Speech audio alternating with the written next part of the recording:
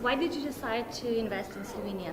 I think that it's a nice country, nice people, and the main reason is that Slovenia company named SAUP has a similar solution like we in Czech, and we would like to improve their iCenter solution to cloud, which we do the same in Czech and Slovak Republic, and if we can do it, it will be a big deal for us.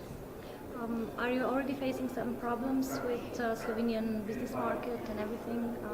Not yet, but as I told in the presentation, I have here the closing was months ago. It's too short time to recognize some problems. What is very nice for us, we found high-skilled management inside the company, which is the best things for me, because if I can continue with the previous management, I am not afraid for some future things. You said that you're afraid of Poland, to invest in Poland. Can you compare Slovenian market with Polish? Not from me, but because we didn't operate it in Poland in the past, but some of my friends from Czech Republic has bad experience with the Polish market. I know that the Polish market is big, but it looks like that in IT industry is a little bit difficult.